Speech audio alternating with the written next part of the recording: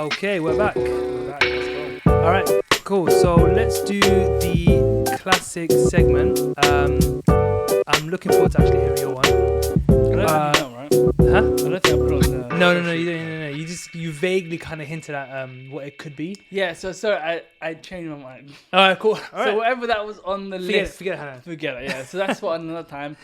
So that was a movie, Yeah. Blue Velvet, I think I wrote on there, Okay, if you yeah. remember. But I didn't have the time to watch it, so I kind of changed it. All right, fine. Before you go into that, let me just set up for our new listeners. Mm-hmm. So, classic segment, guys. We do this every single week, usually after the main topic, where we pick either a classic TV episode or a classic movie. Kind of telling you why it's classic, what it's about, and then obviously encouraging you guys to watch it as well. Is that a good explanation? That's a great explanation. Okay, yeah. thank you, man.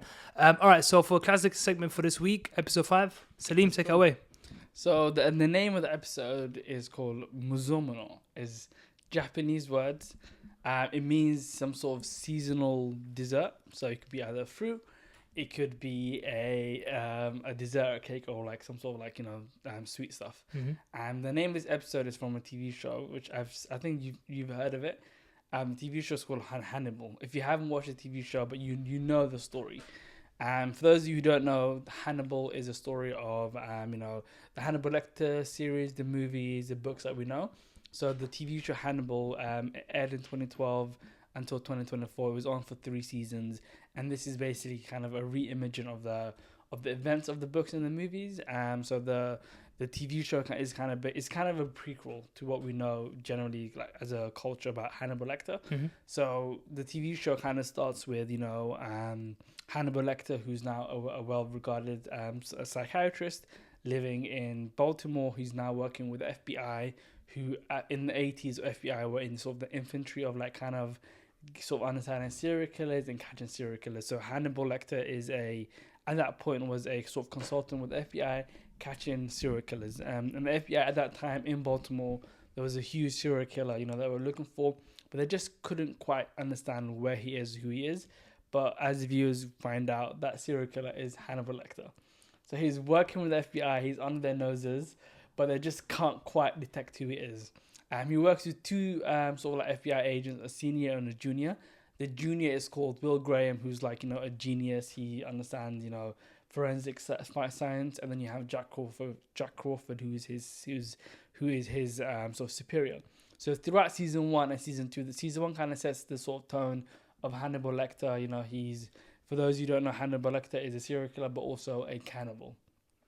He eats people, of course, I remember this and now. every episode he has dinner parties where the victims that he murders, he kind of makes like sort of like a dinner ingredients with his victims. And each episode, you kind of see him not killing the victims, but you kind of see him preparing the food, and it's kind of alluded or insinuated that those are the victims, and then you see people having a party and eating. They don't even know that they don't even know they're eating human beings, but they love it. So they don't know. So as the seasons go on, season 1 kind of sets the scene, but season 2, the Will Graham, the junior FBI detective, kind of realizes something is up with Hannibal Lecter. Like people keep killing, keep dying. These are some of his patients, but like something's happening, and we just can't get it, quite understand it. Hannibal kind of understands, Will is onto him, and he now convinces everyone in the show Will's crazy. Will, who's also suffering from his own trauma, Will, who's suffering from his own trauma, is kind of disregarded, and Jack Crawford, who's his senior, has become quite closer to Hannibal. So the episode I want to talk about is season 2, episode 12. It's called Mizonimo, and this is about Jack Crawford, the senior detective, kind of putting 2 together and realizing Hannibal Lecter is the serial killer they've been looking for. Wow. So season 2 starts with gives like a glimpse of the finale of season 2, where Hannibal Lecter and Jack Crawford are basically fighting one of the craziest duels I've ever seen on a TV show.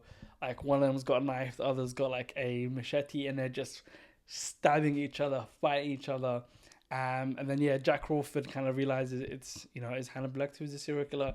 He goes to Hannibal Lecter's house. Hannibal at this point understands they're onto him. Okay. So he prepares himself, and then they have a nice discussion where they talk to each other. It's very civil, and then just fight breaks out between the 2 of them. In the end, Hannibal Lecter is the one who becomes victorious. he severely wounds Jack Crawford, and then also Will Graham comes in to rescue Jack. He also severely wounds Will Graham. Okay. In the end, the last 5 minutes of the episode, you see Hannibal Lecter, nearly killing all of his ops, waking up, walking out of the house, and he's now on the run. FBI know Hannibal Lecter is a serial killer, and now him on the run. Is that intense. The last episode of the second season? Second season, yeah. So that sets up season 3. Season 3 sort of kind of ends with everyone knows Hannibal Lecter is a serial killer they're looking for, and yeah, it gets a lot more intense. Wow. Okay. First of all, spoiler really alert. Spoiler alert. Listen, Yeah. At this point, Yeah, it's been 12 years. Sorry, it's been it came out. Yeah, it's been 12 years. Yeah, it's been time ago. So yeah, this is fine. Yeah, we'll put a spoiler alert at some point. So there was a movie on Hannibal Lecter. So Hannibal Lecter, the story in general is first it was 3 Silence books. of the Lambs? So 3 books, and Silence of the Lambs is the second book, and Silence of the Lambs with Hans Hopkins. Yes, Silence of the Lambs gets turned into a movie in 1991, and then it becomes really big across the world. And then the TV show Hannibal aired in 2012. So yeah, it's just it uses the TV show, it uses the movie and the books to kind of create the world that we're in. Mm-hmm. So yeah, this is it starts off pre sort of like the world of Hannibal, mm-hmm. and then it kind of gets into the sort of like the events of, or just before the events of Silence of the Lambs, and then he gets cancelled before they go into Silence of the Lambs. So yeah, it's one of the best TV horror shows in a very long time. And also, I think that the episode I explained was considered the best episode of 2012. So I think TV Guide or Variety, in terms of the highest rating, in terms not in just general, like not rating in terms of like critical reception, okay. is one of the best episodes of 2014. So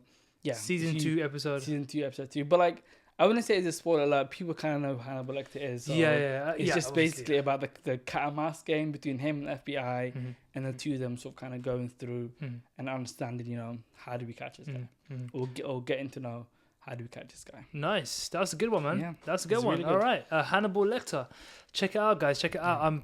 I'm like 99% sure that's on Netflix. Yeah, it is actually on Netflix. We're watching the episode today. Yeah. I do want to watch it actually, because I haven't watched it before. I think I only watched the first episode a while ago. It's really good. So I might tap in. Yeah. It's more so like the artistry, the cinematography side of the things is really good. Yeah. Nice. So for me, for this week, mm-hmm. So I have a membership at BFI, British Film Industry, whatever it's called, at the cinema. It's really good actually, because you can get like cheap tickets in here and there. Nice. Yeah, you get like a discount on tickets, discount on like some of their events and stuff. So anyway, I saw that they were playing a movie that was released in 2008.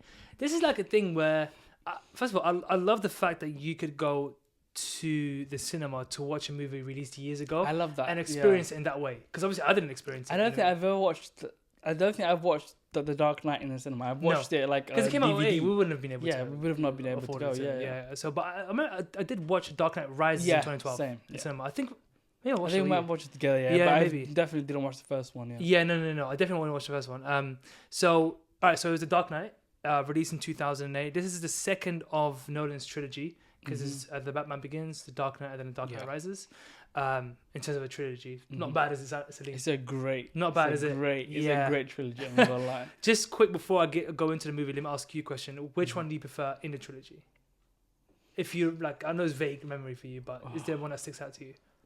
It's so hard, but like, it's between 1 and Bane 2. One.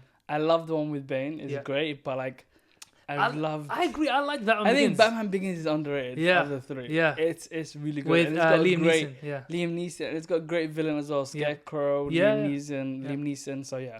But I would say Dark Knight. Dark Knight's the one, isn't it?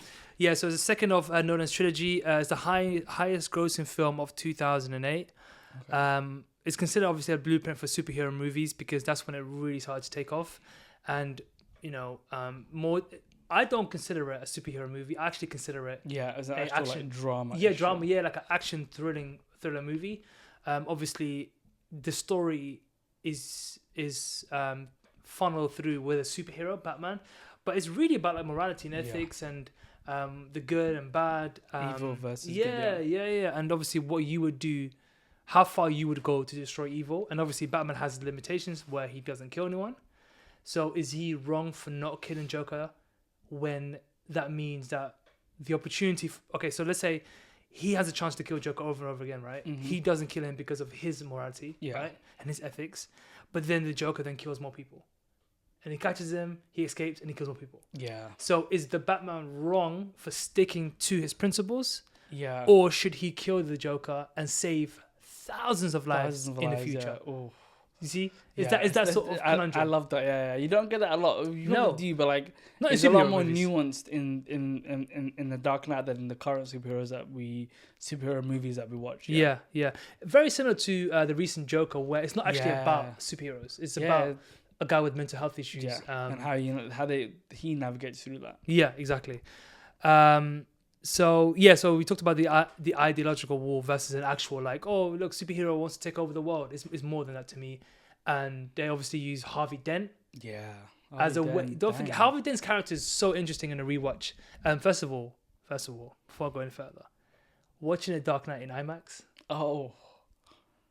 unbelievable. Is there something that I do regularly, or was that you just caught? At that I time? caught Dark Knight. Yeah. They do different movie releases that came out years ago and obviously just put on IMAX.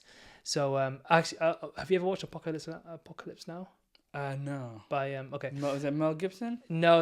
Apocalypse Now is not Mel Gibson. It's That's Apocalypto. yeah. Apocalypse Now is a Stanley Kubrick movie. Oh, But okay. I was thinking about like movies that I want to watch in IMAX that came out Yeah. years ago. But anyway, The Dark Knight, guys, if you have an opportunity to go to BFI, I think it's still showing actually. I recommend it. Nice. That was a whole different experience. It has everything you want in an action film. Yeah. Everything It's you so want. good, man. So first of all, that movie has probably the best intro. Yeah. The bank robbery. Oh my days. Hey man, That's one of my favorite intros. it's just it's so the good. music behind it, the build up to it. Heath Ledger. Yeah. R.I.P. man. R.I.P. So yeah, like I said, it has all the things that you need in a good action / crime film. So a great villain. Mhm. It does have a love story, an overarching Yeah. love story, I would say. Obviously high stakes. One of the examples of that is he either saves Harvey Dent, the savior of the city, or he saves the love of his life. Yeah. Do you remember that when he put a Yeah. bomb on both of them? Oh my god, yeah, he did. Joker. Yeah. And then obviously he goes and saves. Yeah. Is Harvey this the Dent. same bomb where it hit Harvey's face? Yeah, where he Yeah. becomes Two-Face. Yeah. Which is the villain, obviously, in the comic books. Elite cinematography. Yeah. You need that in a crime film, action film. Elite cinematography. Unbelievable. To the point where Christopher Nolan used like real stunts. So Oh wow. that 18-wheeler truck that flipped over, that's a real. It wasn't a stunt. It wasn't like Oh shit! It was artificial. real life. Yeah, it wasn't CGI. It was a real life Oh stunt. damn. And then the factory exploding, real life again. Oh wow. Yeah. So cinematography is elite. Music by my boy Hans Zimmer. If you want, I mean, listen. If you want greatness and eliteness, Hans Zimmer. pay him. Pay It's gonna him. cost you bare peas. Yeah. Probably 20% of your budget. Yeah, 20% of your But, budget, hey, but man, you're gonna get great. You're gonna get the goat. You're gonna get the goat. Hans Zimmer, by the way, guys. Do your Googles. Yeah. As Shaq says, do your Googles. He's done a lot of shit. He's done a lot of great films, man. So yeah, music by him. And in terms of one of the, I guess, legacies of The Dark Knight, isn't only the blueprint for modern superhero movies, but also the best supporting actor. Yeah. And that, like, okay, Heath Ledger's performance as Joker is one of, if not the best supporting actors' performances, isn't In it? a very So I was like, I'm gonna make a list. You know me, I like lists. You love lists, man. So, Give it to me. Let me Thank see. you very much. So I'm gonna give you my top 10 best supporting actor of all time, and then Okay. you let me know which one is your favorite. Okay. I'm not gonna ask And you. are for these movies that I've watched? Would you say? Or, I would say you know what? I'll find out. 9 out of 10, maybe 8 out of 10 you've watched. Okay. Okay. So obviously we spoke about Heath Ledger in The Dark Knight, so we've got that. We've got Robert Duvall as the lawyer in The Godfather. Oh. We have Javier Bardem, No Country for Old Men. Oh my days. Okay. Christopher Waltz in Inglourious Bastards. Oh. Even. He was sensational. He's a good actor, man. I don't think you watched. Did you watch Whiplash? I've watched The Flash. J.K. Simmons. J.K. Simmons, that's Bro, my guy. What a movie! What a movie. We've never spoken about that movie. I don't That think you movie watched is so good. it. Dude. My Whiplash brother is was like, amazing. watch it. I was like, you know what? I'm tired of you telling me to Yeah, watch it. yeah. I watched it recently as well, It's so good. like a month ago. J.K. Simmons, that guy is a fucking He's villain, man. In that movie. He really is. He really. He. What he did to our students, man. Yeah. Damn. There's no excuses in it. Yeah, like, even if you make it someone great, like what you did is just abuse. when I watched it, like, I think it was 2 years ago, I downloaded the soundtrack. That's how you. That's how much I liked it. It was really good. Well, so J.K. Simmons in Whiplash. Have you watched Rocky? I don't think you watched Rocky. I probably have watched Rocky. Okay. Yeah, but Burgess, which one? Meredith, the trainer, the old man. okay. I don't listen. I love his performance, Ryan. Get up, you When son he of a screams bitch. at him, yeah. Burgess Meredith, obviously Joe Pesci in The Goodfellas. I was gonna say Joe, and then also Robert De Niro in Goodfellas.